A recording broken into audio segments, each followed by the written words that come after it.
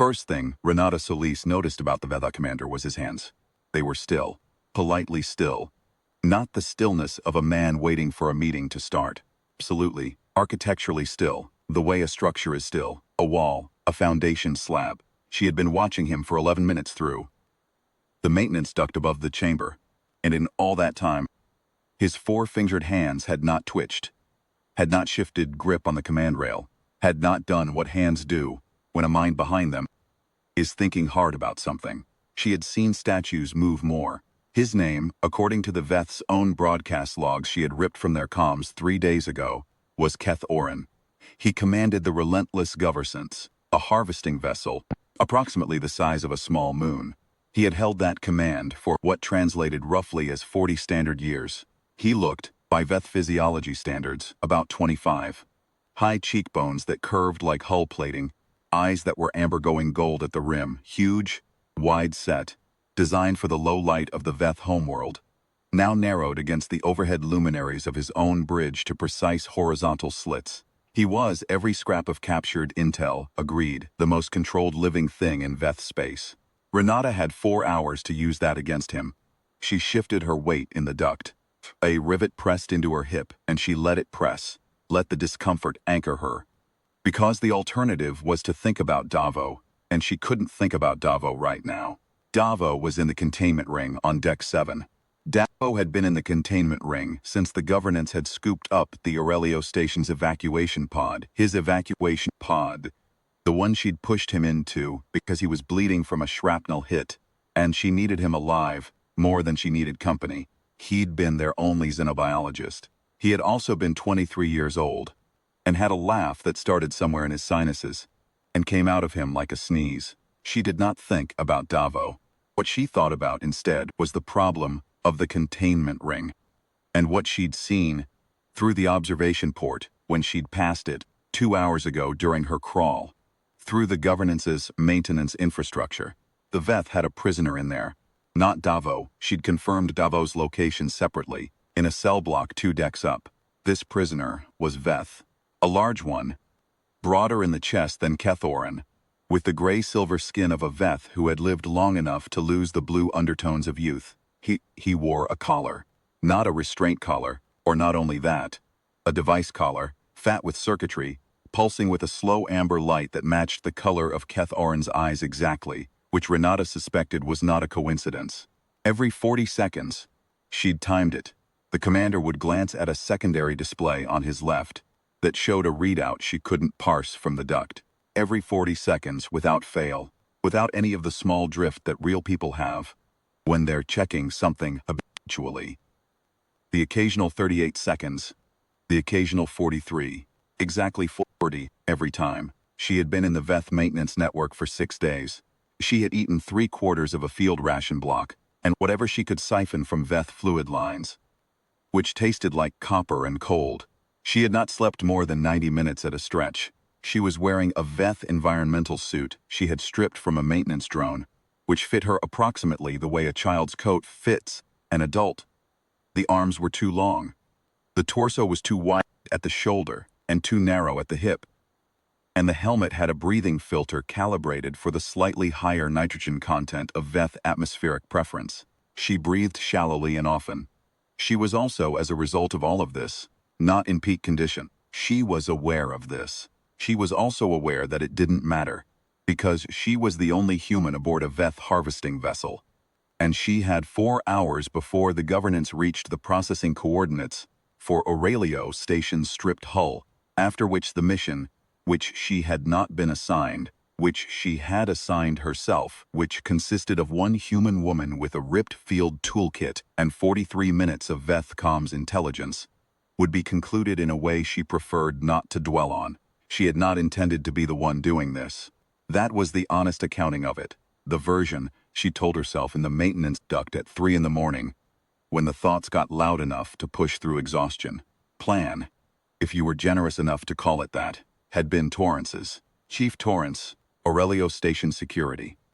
15 years in the Colonial Defense Forces, before he lateral transferred into station work, for reasons that had something to do with a knee injury, and something else, she suspected, to do with a person he didn't talk about. Torrance had been in the signals room when the governance dropped out of fold space 40,000 kilometers off the station's port side. And Torrance had been the one who'd pulled the comms intercept. And Torrance had been the one who'd said, very quietly, in the way he said things when they were very bad, "They're harvesting. Raiding. Harvesting." There was a difference. A raid you could survive. A harvest meant the Veth had decided the station's position was more valuable, stripped and processed than occupied, which meant the state population was being sorted into categories that did not include leaving. Torrance had explained this with the calm of someone who had learned long ago that information, even terrible information, was better out in the open than managed. She had respected that about him. She still did. Torrance had also been 2 meters from the signals console. When the first strike hit the external hull, she had been in the corridor. She didn't know what that meant in any large sense. She had stopped looking for large sense around day 2. What it meant in the small, operational sense was that she had the comms intercept files in her kit, that she knew the plan Torrance had outlined, and that she was the one left to execute it. This was not heroism. Heroism had intention behind it. What she was doing was more like a body continuing to move after the mind that planned to stop had gotten ahead of it. Her hands kept doing the next thing. Her legs kept going the next direction. She was, in this particular respect, very much her mother's daughter. The kind of person who could not stop doing the next thing, even when the next thing was crawling through a hostile alien warship with a repurposed wrench and a communications plan built on 43 minutes of stolen data. Had once repaired a hull breach on the Callisto platforms with 2 meters of bonding tape and a ceramic coffee mug. The engineers had told her afterward it wasn't possible. She had told them she had been busy and hadn't thought to ask. The mission, get to the bridge, override relay, use the 43 minutes of comms intel to construct a signal that would read as a legitimate fleet withdrawal order from Veth High Command.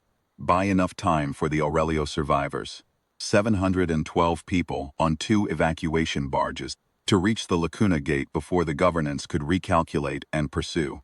Problem: the bridge override relay was behind Kethoran. Sure, Renata pulled the access schematic she'd memorized from the drone she'd gutted and reviewed it one more time in her head. The relay was not physically behind the commander. It was 3 meters to his left, behind a biometric panel, inside a secondary command alcove that was viewable from the main bridge through an open arch.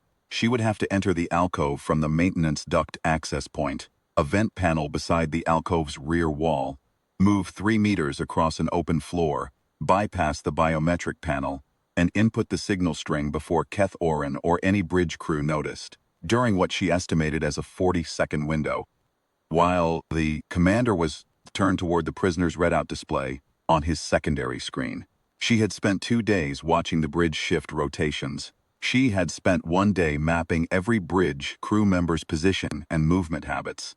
The Veth were consistent to a degree that was almost meditative. The same crew in the same positions at the same minutes of every hour. No drift, no irregularity.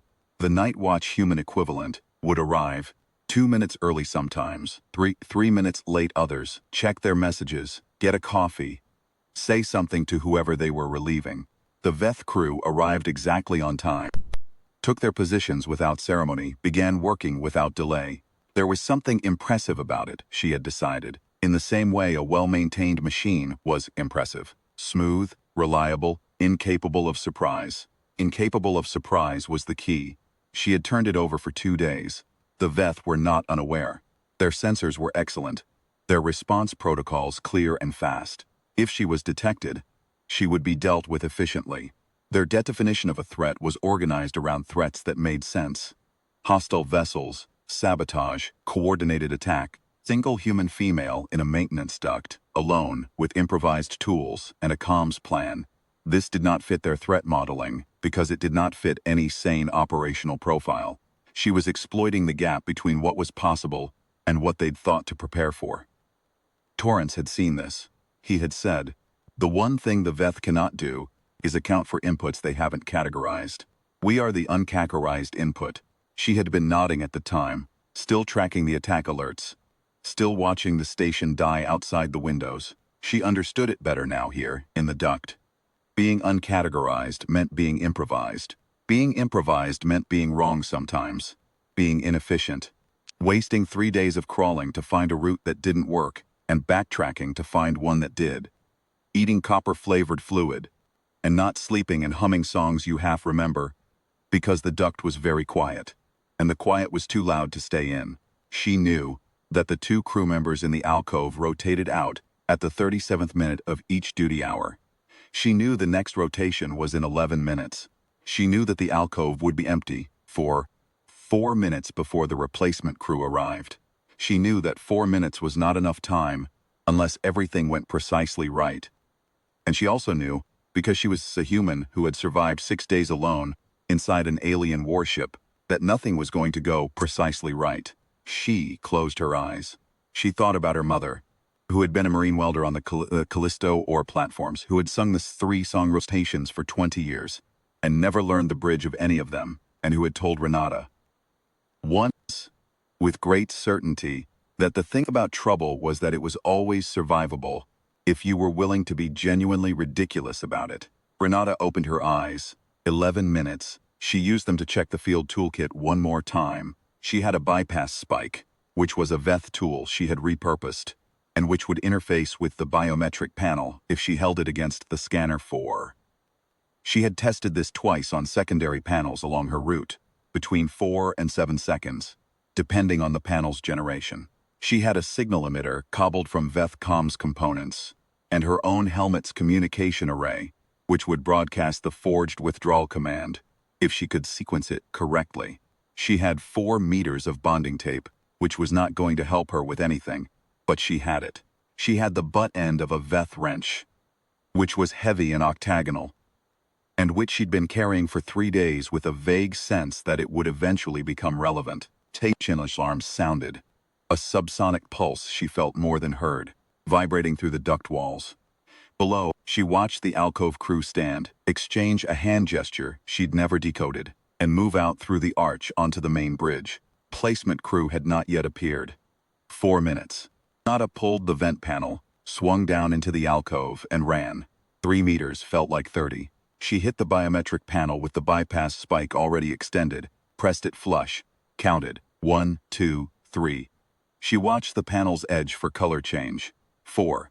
The panel went green, and she was already pulling it open, already extracting the relay interface, already keying in the first string of the forged signal sequence. Hands were moving, and she was not thinking about her hands. She was thinking about the spacing of the signal strings, the cadence that the comms intelligence had established as standard Veth high command formatting, the specific header encoding that marked an order as priority absolute, which was the level she needed to trigger an autonomous response from the ship's navigation systems, rather than a flagged query back to the bridge. She was on the 4th string when she heard the secondary display alarm. Not the 40-second check. Something else. Tone. 2 notes repeated. The tone did not match anything in her threat classification index, which was to say it did not match anything she'd heard in 6 days of crawling through the ship's infrastructure. The governance had tones for everything. For shift changes, for navigation adjustments, for atmospheric cycling in different sections, for the specific deep resonance she'd identified as the harvesting equipment warming up, which was the tone that had told her she was almost out of time. This was not those. It was sharper than the shift change tone, and lower than the navigation tone, and she did not know what it meant. And not knowing what it meant was a specific flavor of bad. She had made a list, in her head during day 2, of the things that could kill this. She'd had nothing else to do during the 6-hour stretch, where her route had hit a sealed junction. And she'd had to backtrack and find a new approach from the secondary duct level, which was smaller, and had worse handholds and smelled of a Veth mechanical lubricant that was not harmful to humans, but was deeply unpleasant in an enclosed space. She'd gone through the list methodically, not to worry herself but to sort her options. Detected by passive sensor sweep, low probability, she'd checked the sweep patterns. Detected by an irregular maintenance inspection, she'd risk-tiered this as medium. The Veth were consistent but occasionally unpredictable in the inspection sector, Detected because a crew member happened to be in the wrong corridor at the wrong time. Ongoing. Ongoing, there was nothing to do about this one except move carefully. Or detected because something happened she hadn't anticipated and couldn't have anticipated. EID, which was the category she'd put in the back of the list under the heading Things I Can't Help. Two-note tone was Things I Can't Help. She kept keying. There was a philosophy to it. Not a conscious philosophy. Not the kind you could articulate while you were doing it, but the kind that became visible afterward when you looked back at a sequence of decisions and saw the logic running through them like a seam through stone. The philosophy was, the signal either goes or it doesn't, and everything else is secondary to that. And adding a second problem to the first problem does not help the first problem. So complete the first problem and then attend to the second. This was not bravery. Bravery implied a choice between fear and action. She had already made the choice 4 days ago when she had crawled into the governance's maintenance duct with a Veth toolkit and a dead colleague's comms intel. Choice was made. What remained was the follow-through, and follow-through was just arithmetic. You kept doing the next step. She did not look up. She kept keying. Behind her, through the arch, she heard Keth Oren's voice for the first time. Not translated. Raw Vetha. A single controlled phrase, and then footsteps. Not running. The Veth did not run. They moved at the same speed in all circumstances. She had observed, because running implied urgency, and urgency implied disruption of control, and the Veth, Keth Oren especially, did not permit themselves disruption of control. The footsteps were even, measured exactly as spaced as his 40-second intervals. She was on the 7th string. The arch was 3 meters behind her. She finished the 8th string. 2 more. The footsteps stopped at the arch. She did not turn around. Her hands kept moving. 9th string. Keth Oren said something in Veth. Helmet's translation matrix, which she'd loaded from the comms intel, and which was imperfect. About 70% accurate. She estimated, rendered it as approximately, what you are doing is without purpose. She keyed the 10th string and hit transmit. The relay interface went amber, then blue. Transmission sent. She exhaled. Then she turned around. He was standing in the arch. Alone, she'd apparently beaten the replacement crew. He was taller than she'd estimated from the duct. Something about the duct's angle, having compressed her perception of him. He was looking at her with those amber gold eyes, and his expression was, she had studied Veth facial physiologies extensively.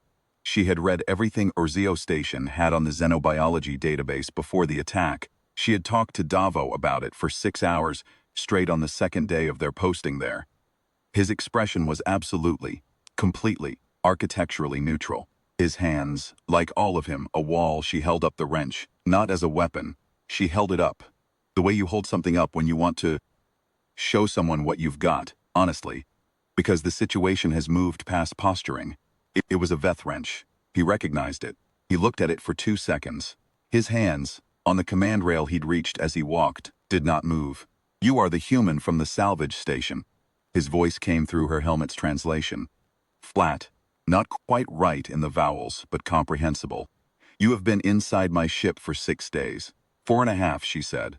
I stopped counting around day 3. Something happened at the very outer edge of his expression. She couldn't name it. A change in the tension around the eyes. Not quite a squint, not anything she had a word for. You have transmitted a signal, he said. I have. It will not be believed. Our High Command's encoding uses a 16-character authentication string, standard header, priority absolute marker, and the specific timing interval of your sector's commanding admiral, who sends all priority orders at 40-second intervals because she calibrates to your fleet's standard command cycle, Renata said. Which I know because you calibrate to her, and I've been watching you for a week. The silence lasted 4 seconds. She count is, he began. Uncomfortably precise, I know. I'm sorry. She wasn't, but it seemed like something to say. She had not planned what came after telling him that. She had been for 6 days exclusively focused on what came before it. The access, the bypass, the signal, the transmission. Those were the things that could be prepared for. She had not allowed herself to spend any cognitive budget on what happened after the signal went, because the cognitive budget was finite, and the before was where the leverage lived. She was standing In the after, with the Veth commander and no leverage. And she was acutely aware of how much of the plan had been the word plan being asked to do a lot of work. The relay interface was still warm from the transmission. She could feel the heat of it through her suit at her back, she thought. Torrance would have had a contingency. He always had one more card than anyone knew about, filed somewhere in the back of his mind, where he kept things he was hoping not to need. He'd been the kind of person who kept emergency rations 2 years past expiration, because the expiration was a suggestion, and hungry was a fact. She was not fundamentally that person. She was the person who had eaten 3/4 of a field ration block across 6 days. Because she'd grabbed the nearest thing when she jumped into the maintenance crawl and hadn't thought to grab more. She planned for the thing she was going to do, and then she did it. And then she was in the after. The after was a Veth commander with amber gold eyes and absolutely still hands, and the air of a man who was deciding something very carefully. She watched his hands then. She was watching for the first time with complete attention. Not the cataloging attention of surveillance, but the direct, full attention of a person standing 3 meters from the thing that was about to decide what happened to her. His hands were on the rail. The 4 fingers, 2 thumbs, 2 fingers, symmetrical. The Veth bilateral structure extending even to the extremities, were evenly spaced, resting. Then the tone sounded again, both notes repeated twice. Keth Oren's eyes moved to a panel she couldn't see. Just his eyes, the rest of him remaining still. And in his eyes she saw it, she was certain she saw it. Something shifted. Not emotion or not what she recognized as emotion, but a recalculation. A thing that had been placed exactly, somewhere being placed exactly somewhere else, and the somewhere else being somehow worse. Signal is, he started, being processed by your navigation system as an autonomous priority absolute command. Yes, she said. 'Cause I got the encoding right. You're going to receive a navigation override in about. She glanced at the timer in her helmet's HUD. 90 seconds. If your system processes at standard rate. He looked at her then, really looked at her. Not the way he'd looked at the wrench, which was identification. This was something else. She had the uncomfortable sensation of being a puzzle he was working. Why, he said. Not how did you do this? Not how do I stop this, why? Because 712 people are on 2 evacuation barges trying to reach the Lacuna Gate, she said, and your ship was going to catch them before they got there. They will be processed according to governance protocols. They will not be. Processed, she said. Right, that's the word you use. He was quiet for a moment. What you have done is not reversible within the response window, he said. You understand this. I was counting on it. You will be detained. I know.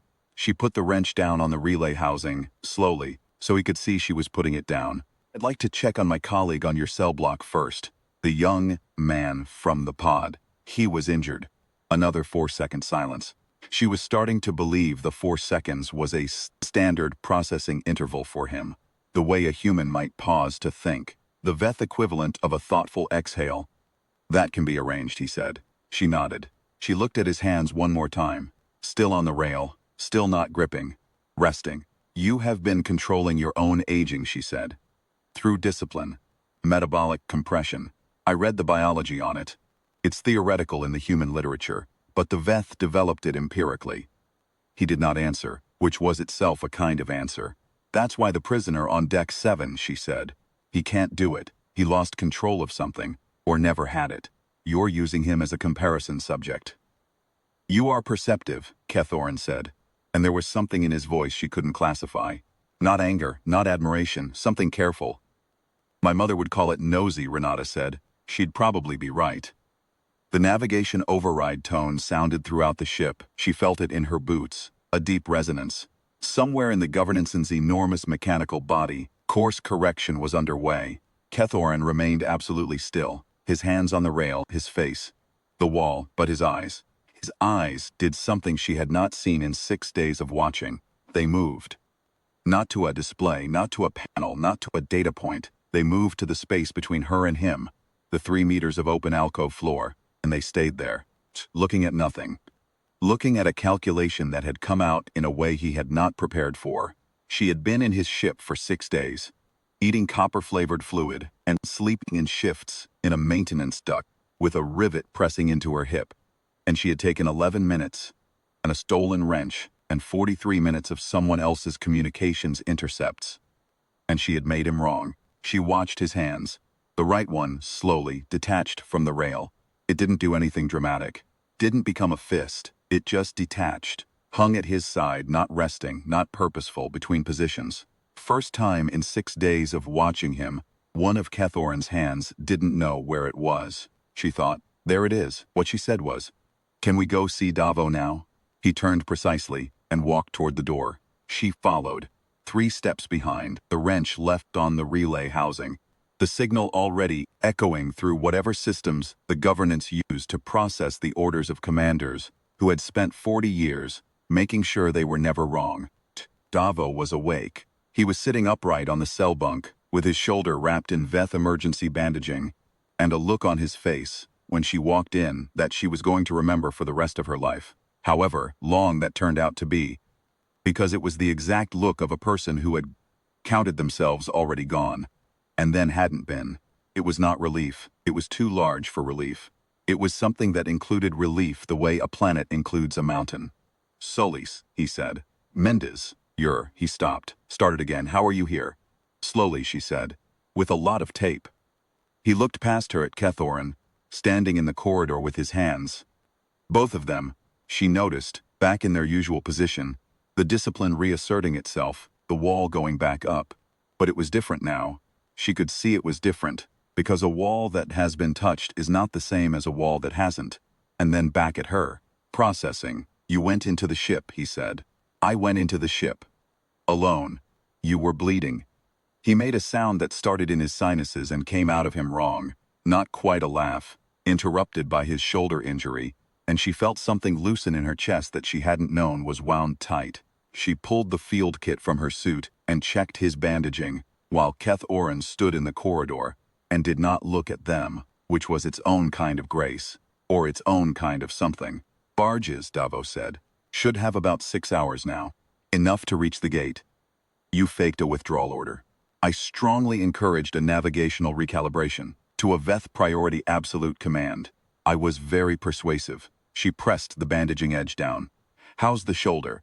"It hurts constantly and the Veth bandaging smells like engine coolant," he said. "It's otherwise fine." He looked at the door again. "What happens now?"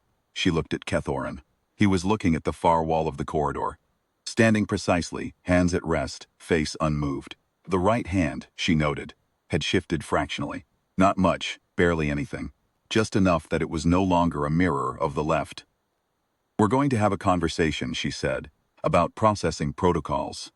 She did not know how that conversation was going to go. She knew it was going to be long, and that parts of it were going to be difficult, and that she was going to say things that a man who had spent 40 years being right was not going to find comfortable to hear. She knew she was going to be detained, and that detained was better than the alternatives she'd been living with for 6 days. She knew that Davo was going to be aggravating about the shoulder, and that she was going to have to apologize for stealing his evacuation pod, and that she was not particularly sorry about that, and the apology was going to be unconvincing. She knew that 712 people were making for the Lacuna Gate right now, with enough time to get there. She stood up. She walked to the door.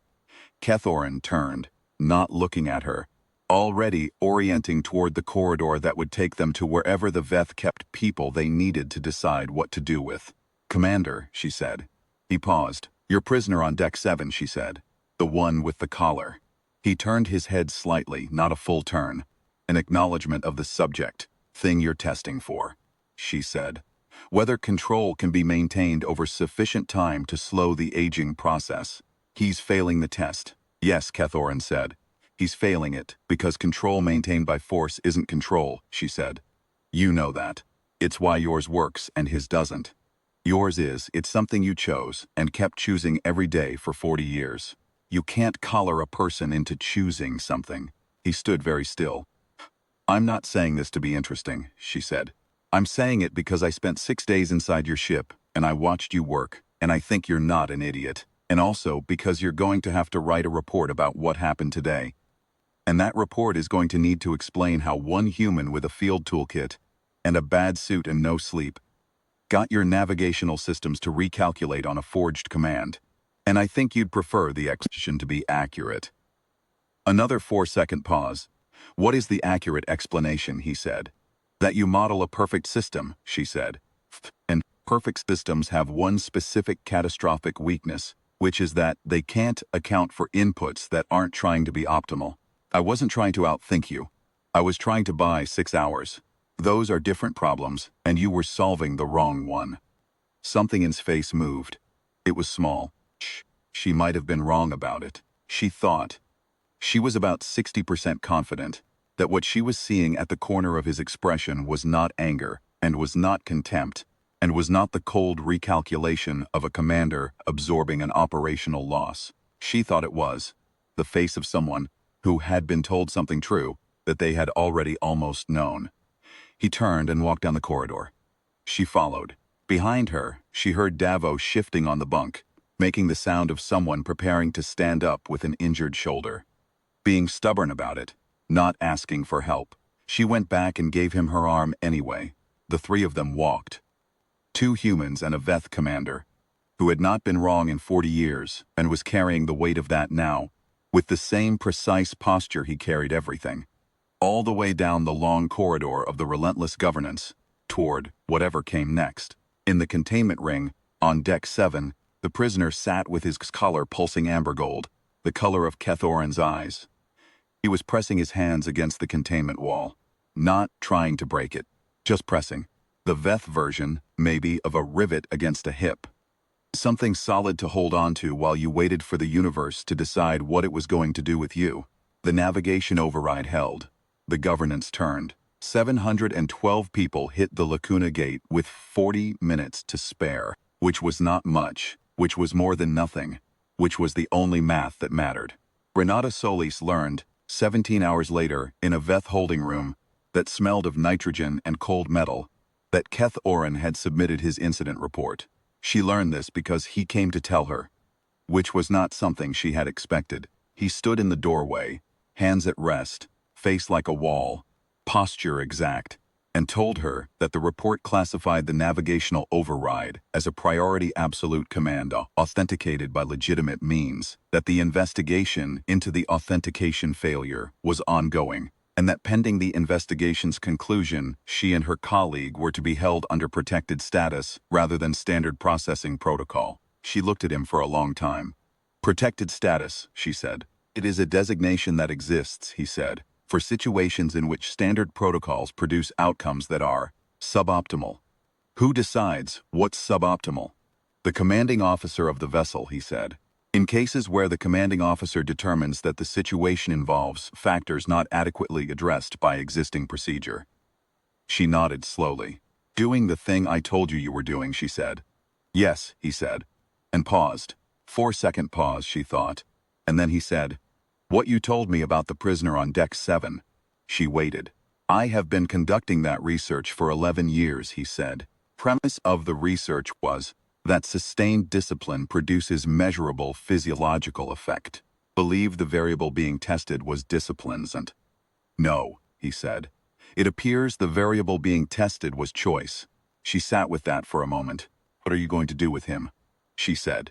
The prisoner. That is a matter currently under review, he said. In light of the research having been premised on an incorrect variable. She looked at her hands. They were scraped, both of them, from 6 days of maintenance ducts, and the right one had a chemical burn across 3 knuckles from the Veth fluid lines. They looked like hands that had been used for something. For what it's worth, she said. I hope the review goes somewhere reasonable. He stood in the doorway. The collar on deck 7 was pulsing amber gold. 40 seconds. 40 seconds.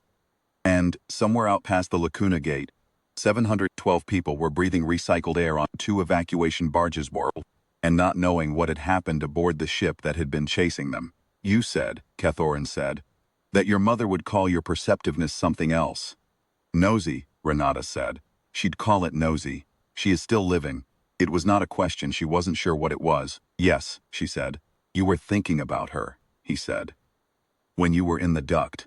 I reviewed the sensor logs from your time aboard, TFI. There were several points where your movement patterns indicated a pause inconsistent with tactical assessment. Pauses were brief. They appeared at irregular intervals. I could not classify them as rest, as they were not long enough, nor as malfunction, as you resumed movement normally afterward. I found them improbable. Renata laughed. It came out of her the way Davos' laugh came out of him. Not the way she'd planned, not the way she'd have chosen, just out. She sings, Renata said. My mother. 3 songs all the time, forever. She never learned the bridges. When I'm somewhere I don't like being, I hear them in my head and I think, she's probably on Callisto right now, welding something, singing one of her 3 songs, never learning the bridge. Keth Oren was quiet. It is a strange thing to carry into a hostile vessel, he said after a moment. It's a strange species, she said. We carry all kinds of things. He stood in the doorway one more moment. Then he left. She listened to his footsteps going down the corridor, even and measured, and exactly spaced. And then underneath them, very faint, something she would not have heard if she hadn't been listening for it. A tiny variance. 41st step landing half a beat slower than the others. Barely anything. Just a human-sized crack in a Veth-sized wall. She put her back against the cool metal and closed her eyes and let herself finally sleep. She dreamed, briefly and without narrative, of the Callisto platforms. The specific orange-gray of the ore dust that settled on everything. The low industrial thrum that you stopped hearing after the first week and could never unhear once you left. The smell of welding current in cold recycled air. She dreamed of her mother's hands moving over hull, plating, with the confidence of someone who had learned through repetition that the difference between a thing holding and a thing failing was usually something small you could fix if you paid attention. She dreamed of 3 songs, none of them complete, all of them enough. She woke to the sound of Davos breathing from the adjacent cell, slow and even with the rhythm of someone genuinely sleeping, and the faint amber pulse of the deck, 7 collar visible through the corridor junction. 40 seconds. 40 seconds, the beat of the ship's strange internal clock. The governance moved through space at the heading the forged order had given it. Somewhere ahead, 2 evacuation barges were crossing the last distance to the Lacuna Gate. Somewhere in this ship, a Veth commander was writing a report in the precise, unornamented language his culture used for facts, trying to find words for something that had happened that had no word in Veth, because the Veth had never needed a word for it before. The gap between a perfect system and the thing that walked into the gap and did not know it was supposed to fail.